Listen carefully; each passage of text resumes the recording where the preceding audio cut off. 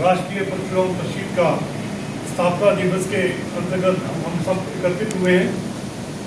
हमारे बीच में माननीय न्यायाधीश न्यायमूर्ति जम्मू की शान पंडित सुरेश शर्मा जी, इनका इंट्रोडक्शन मुझे देने से पहले सबको पता है, लेकिन इन्होंने जो कार्य शुरू किया आफ्टर रिटायरमेंट, पहले तो ये जाने जाते हैं अपने ऑनेस्टी के लिए, और जो इन्होंने फैसले दिए हैं वो लैंडमार्क फैसले दिए।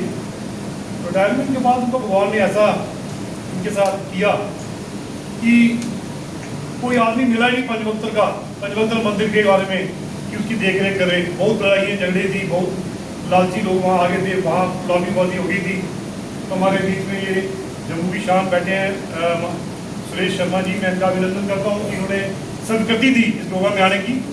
खासतौर पर ये कभी कहीं प्रोग्राम में जाते नहीं है, क्योंकि ये चाहते नहीं है कि मैं किसी विशेष वर्ग या विशेष के तो उसके साथ अटैच होकर मुझे किया जाए। तो न्याय में रहे तो न्याय हमेशा न्यूट्रल होता है, लेकिन इन्होंने हमारी परशुराम परिषद का जो मैंडेट सुना, उद्देश्य सुना, उसके कारण उन्होंने यस किया। उनका मैं अभिनंदन करता हूँ और सबकी तरफ से मैं एक बार फिर थैंक्स करता हूँ। हमारे बीच में श्रेयांश जैन जी, माननीय योगा कमिश्नर जम्मू एंड कश्मीर के योगा के एक्सपर्ट। मैं इनका वीडियो देखता हूँ, इतनी स्पीड से वीडियो बनाते हैं कि मैं मतलब एक देखता हूँ तो दूसरा आ जाता है। सो ब्यूटीफुली, मतलब इनके पास ही has a panorama of knowledge. तो मैं इनका भी अभिनंदन करता हूँ कि उन्होंने आए यहाँ पे। हमारे बीच में वाइस प्रेसिडेंट हमारे राष्ट्रीय परशुराम परिषद के जम्मू कश्मीर के आर.सी. शर्मा साहब, बड़े अनुभवी जर्नलिस्ट, जिन्होंने मेरी एक एक बात राष्ट्रीय परशुराम परिषद की एक एक बात पूरे जम्मू कश्मीर में पहुंचाई, जिसके कारण हम एक लेवल पे पहुंच पाए। मैं इनका भी अभिनंदन करता हूं। हमारे बीच में आर.एन. शर्मा साहब बिजनेसमैन और एक बिजनेसमैन और एक बहुत दयालु श्रद्धालु दानवीर हमारे बीच में।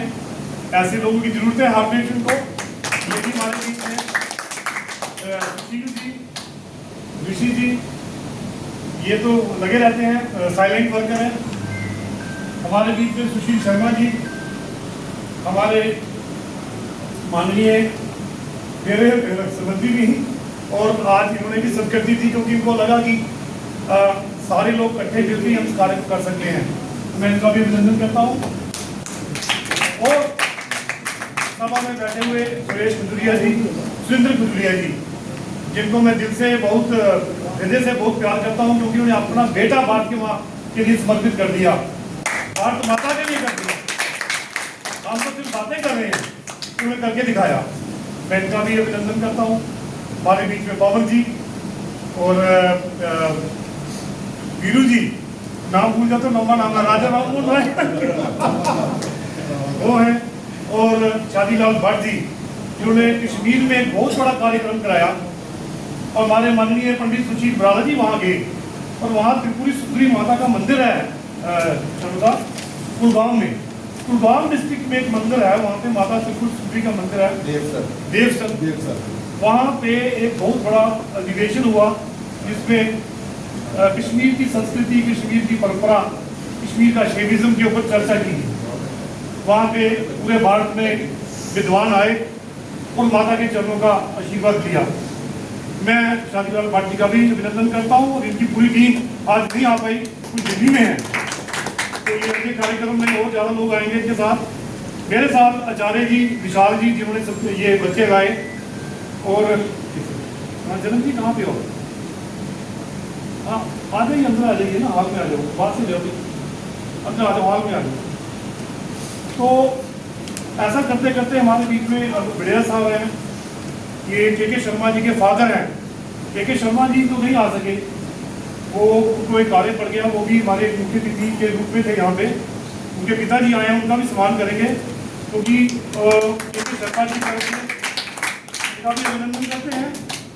और ये हमारे अब्दुलिया से आए सरपंच जी, इनके साथ आई हुई टीम, और अटल मिशन से जो प्रधान राणा साहब, और स्वाभिमान सेना के हमारे प्रधान परवांशु जोशी जी, और हमारे संगठन मंत्री समीर कुजुरिया जी थोड़ा लेट आए, वकील का कॉलेज था, तो कॉलेज के कार्यक्रम में बिजी थे। ऐसा करते हुए मैं सभी का अभिनंदन करता हूँ। मेरे बीच में जनक शर्मा जी मेरे साथी हमारे जितनी कॉलेज में पढ़ते थे, और जितेंद्र खजुरिया जी उधमपुर से, ये भी आए, इनका भी मान सम्मान करते हैं। कार्यक्रम का जो रूप रंग है मैं उसको बताता हूँ कि परशुराम परिषद, राष्ट्रीय परशुराम परिषद कैसे, मैं बड़ा हैरानी की बात है, I was in service sir, मुझे कभी पता नहीं था कि परशुराम जी के बारे में भी कुछ मतलब कितना ज़्यादा वो है।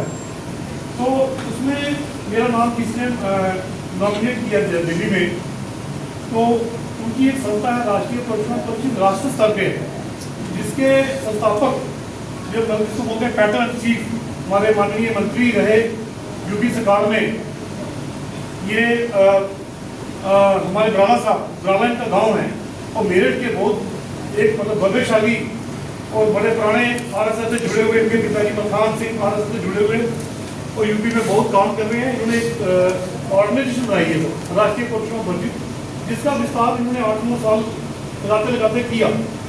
इस ऑर्गेनाइजेशन में एक न्यास होता है, जो मंडल होता है, उसकी स्थापना आज 24 अगस्त को हुई। उस मंडल में डिसाइड किया गया कि राष्ट्रीय परशुराम परिषद बनाई जाए और पूरे भारत में सनातन संस्कृति का संरक्षण, संवर्धन और उसका प्रसार किया जाए, क्योंकि जिसमें हम पीछे रह गए। बड़ी परिषदें बनी, बड़ी संस्थाएं बनी, बड़ी सभाएं बनी, लेकिन इन महानुभाव में जो समर्पण भाव देखा परशुराम जी के प्रति, सनातन के प्रति, वो मुझे अट्रैक्ट कर गया और मैंने भी ज्वाइन कर ली।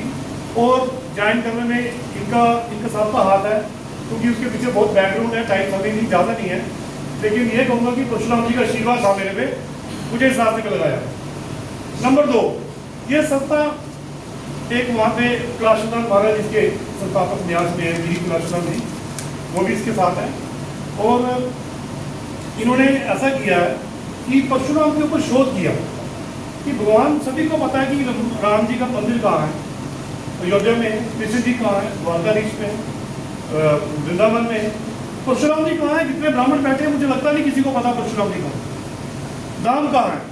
ना ही किसी ब्राह्मण ने सोचा कि परशुराम जैसे भगवान विष्णु के छठे अवतार, भृगु ऋषि के मतलब वंशज, जमदग्नि के सपुत्र, मां रेणुका के सपुत्र परशुराम जी का स्थान था, किसी को पता नहीं। एक ये बिकॉज ऑफ दिस, क्योंकि जो 47 के बाद, उससे पहले 800-900 वर्ष में जो हमारे भारत में हमने अपनी संस्कृति का हाथ देखा, पर संस्कृति उड़ ही गई, बीच में रही नहीं। मुगल आए, अंग्रेज आए, उन्हें जो कोई भी राज आता है वो अपनी पुस्तकें लिखता है, पुरानी तोड़ता है, और ऐसा होता रहा तो हमारा परशुराम जी का बीच में लिंक टूट गया। जबकि परशुराम जी कैसे हैं, चिरंजीवी हैं, जो 10 महापुरुषों में है जिनका इनका भी नाम आता है, और चिरंजीवी होने के नाते त्रेता युग में भी ये पाए गए, द्वापर में भी पाए गए और सतयुग में पाए गए, तीनों युग में पाए गए, और कलयुग में भी ये मेंदर पर्वत पर बैठे हुए आज भी हमारी बात सुन रहे हैं। ऐसे महान व्यक्ति जिन्होंने देश के लिए, भारत के लिए एक बहुत बड़ा अभियान शुरू किया, उसका किसी को पता नहीं। हमारी परिषद में इसका शोध पीठ, हमारा एक रिसर्च सेंटर है, जिसमें साउथ के कृष्ण जी और इस पर ग्रंथ भी लिखा है। उन्होंने देखा कि परशुराम जी का जन्म मध्य प्रदेश की एक स्थान जानपाव में हुआ। जानपाव में गांव है, जहाँ पे उनका स्थान है, जहाँ पे इनका जन्म हुआ, उस स्थान को इनका धाम माना गया। और उसको लेके जैसे हमारे बीजेपी की सरकार आई और माननीय हमारे प्रधानमंत्री जी मोदी जी ने इसको उनके समक्ष में के बात लाई, तो हमारे गृह मंत्री अमित शाह जी ने फौरन 100 करोड़ रुपीस सैंक्शन किया। और वहाँ के जो मुख्यमंत्री थे चौहान साहब, शिवराज चौहान जी के अध्यक्षता में, और हमारी ऑर्गेनाइजेशन को साथ लेके वहाँ पे बहुत बड़ा धाम बनाया। मैं सभी से अनुरोध करूँगा, जो ब्राह्मण यहाँ बैठे हैं, जो क्षत्रिय यहाँ बैठे हैं, सभी उस स्थान पे जाएं और परशुराम जी का आशीर्वाद लें। वो एक धाम बनाया इस ऑर्गेनाइजेशन, बहुत बड़ा काम किया। उसके बाद 56 स्थान है कि परशुराम जी के जो जिसकी रिसर्च चल रही है। मध्य प्रदेश में इनका स्थान, अरुणाचल प्रदेश में इनका स्थान, परशुराम कुंड है, जहाँ पे परशुराम जी ने तपस्या करके अपना जो क्रोध था शांत किया। उसके बाद आप देखो गोवा में इनका स्थान, केरला में इनका स्थान, पूरा कोंकण बेल्ट परशुराम जी का, कश्मीर में इनका स्थान, पूरे भारत में सिक्किम में इनका स्थान, चाइना में इनका स्थान, 56 स्थान परशुराम जी के किसी को पता ही नहीं है। हमारी ऑर्गेनाइजेशन 56 स्थानों को उजागर करेगी, उसको सनातन संस्कृति के साथ जोड़ेगी और वो एक केंद्र बनेंगे हमारी सनातन विद्या के। यहाँ पे गुरुकुल चलाए जाएंगे। हमारे माननीय हमारे अध्यक्ष जी ने बताया भी, हमारा जो मैंडेट है सर, उसमें गुरुकुल चलाना, हमारा संस्थापन करना हमारा मैंडेट है। और हर मंदिर में परशुराम जी की मूर्ति चलाना, बनानी और सनातन संस्कृति को बढ़ावा देना। और हमारे अंदर जितने भी जो हमारी जो मतलब मिसनॉमर्स क्रिएट किए गए सनातन धर्म के प्रति, मैकॉले की बात हो या कोई भी हो, जिसने बड़े त्रुटियां क्रिएट की, मिसअंडरस्टैंडिंग क्रिएट की सनातन के बारे में, उसको दूर करने के लिए राष्ट्रीय परशुराम परिषद बड़े जोरों से काम कर रही है। और हम भी उस पीढ़ी में शामिल हो गए हैं। और हम जम्मू कश्मीर में भी चाहेंगे, सभाबंदी एक अलग चीज़ है, भारत के साथ जुड़ना, सनातन के साथ जुड़ना, केंद्र के साथ जुड़ना और संविधान के रूप में उसको अपनाना और पूरे भारत में विस्तार करना एक बहुत बड़ा कार्य है। मुझे उम्मीद है कि सारे लोग इस कार्य में शामिल होंगे। और माननीय हमारे न्यायाधीश, हमारे हम सोच रहे हैं कि हमारे मार्ग मंडल जो बनाएंगे, मार्गदर्शक मंडल बनाएंगे, उसका प्रतिनिधित्व करेंगे और अपने अनुभव से हमें इस ऑर्गेनाइजेशन को और लाभ मिलेगा। दूसरी बात होगी कि मैंने ऑर्गेनाइजेशन के बारे में बताया। तीसरा हमारा ये संकल्प क्या है? राष्ट्रीय परशुराम परिषद का संकल्प है कि परशुराम जी ने अखंड भारत का निर्माण किया। क्योंकि जब हे वंश की बात चली, ये भी श्याम जी ने बताया, पूरे राजपूत को, किसी राजपूत को उन्होंने डिस्टर्ब नहीं किया। और राजपूत को डिस्टर्ब किया होता तो राजा जनक के वहां पे हमारा धनुष नहीं होता, श्री रामचंद्र जी का इक्ष्वाकु वंश आगे नहीं बढ़ता और सारे राजपूत खत्म हो जाते। लेकिन ऐसा नहीं हुआ। हे वंश के राजा, कुछ ऐसे राजा जो मदमस्त हो गए थे, भारत की संस्कृति को भूल गए थे, पंडितों को, मंदिरों को, स्त्रियों को, गौ माताओं का अभी सम्मान नहीं हो रहा था, जैसे कि आज हो रहा है। आज भी ऐसे ही चल रहा है, कुछ ऐसा चल रहा है। वैसा जब संकल्प देखा उन्होंने परशुराम जी ने, सबसे पहले उन्होंने देखा कि उनके पास जो गौ माता की कामधेनु के ऊपर लड़ाई बहुत छिड़ी और जो कीर्तिमान सहस्राबाजू कीर्तिमान अर्जुन जी जो उनके साथ युद्ध हुआ, कामधेनु का लिया। तो गाय के प्रति एक गाय माता जिसकी हम सेवा करते हैं, वो सहस्रबाजू कीर्तिमान अपने पास ले गया। इतना अभिमानी था वो। दूसरा जब उन्होंने बात जमदग्नि जी का जब वध हुआ तो उस वक्त परशुराम जी सामने आए और परशुराम जी ने संकल्प लिया। इसका मतलब है जो ऋषि मुनि है, जमदग्नि जिसके मतलब विश्वामित्र जी के संबंधी थे और ऋषिक ऋषि उनके दादा थे, तो और बहुत बड़ा परंपरा से चली आ रही भृगु ऋषि के जो वंशज थे, ऐसे ब्राह्मणों का अपमान जब हुआ तो परशुराम जी ने पर्चा उठाया। वो पर्चा भगवान शिव ने उनको दिया और वो ऐसा पर्चा है कि वो ये पर्चा नहीं जो हम उठा के बोलते हैं पर्चा, क्योंकि वो विद्या और विद्या के साथ चलने वाले पर्चे हैं। उस पर्चे को पाने के लिए उन्होंने कई करोड़ों वर्ष तप किया और भगवान ने उसको पर्चा दिया। भगवान विष्णु ने उनको सुदर्शन चक्र दिया, ब्रह्मा जी ने उनको विद्या दी। जब पूरी विद्या से आप संपन्न होंगे तभी जाके हम मुकाबला कर पाएंगे। आज विद्या हमारी सीमित हो गई किताबों तक ही, हमें प्रतिहिंसा भी करनी पड़ेगी। हिंसा को रोकने के लिए प्रतिहिंसा भी करनी पड़ेगी, उसके लिए भी बच्चों को तैयार करना पड़ेगा। आचार्य जी इनको, जैसे परशुराम जी ने सबसे पहले मार्शल आर्ट परशुराम जी ने शुरू किया, आपको बताओ, और ये मार्शल आर्ट साउथ में चल रहा है परशुराम जी का कुछ पर्टिकुलर नाम है कबूल। इन बच्चों को एक क्लास 1 घंटा आधा घंटा मार्शल आर्ट भी सिखाया जाए। इनको डंडा मार्च जो हमारी आरएसएस ने शुरू किया वो भी सिखाया जाए और इनको तलवारबाजी ये सब सिखाया जाए। जब तक ये वेद तब तक सुरक्षित नहीं रहेंगे जब तक ये योद्धा नहीं बने। ये मेरा एक मानना है। मैं चाहता हूँ कि बच्चों की सेहत भी बने, इनका स्पोर्ट्स में भी डाला जाए। उसके लिए अगर आपका कोई विचार हो तो हमारी परशुराम परिषद उसके लिए आपके साथ खड़ी है। हम बच्चों के लिए जो भी आपका कार्य होगा आप रूपरेखा बनाइए, हम यहीं से शुरू करेंगे। नंबर 2, जब तक विद्या और बल उसकी मूर्ति परशुराम जी है, उसके आदर्श को नहीं बनाया जाएगा, भारत का पूरा जो अखंड भारत का वो है वो हमारा खतरे में पड़ जाएगा। तीसरी बात मैं यहाँ कहूँगा, आज हमने ध्वजारोहण किया, मैंने वंदे मातरम का गान गाया। जनगण मन भी गा सकते थे, लेकिन वंदे मातरम का संदेश हमने आज इस मंच से दिया है। जो लोग वंदे मातरम की 6 पैरा नहीं पढ़ सकते हैं, उनको भारत में रहने का कोई अधिकार नहीं है। वंदे मातरम 1856 में बंकिम चंद्र चट्टोपाध्याय जी ने किया था। 1856 के विद्रोह में सबसे बड़ा मंत्र यही था वंदे मातरम, जिसने आजादी दिलाई, बच्चों में जोश पैदा किया।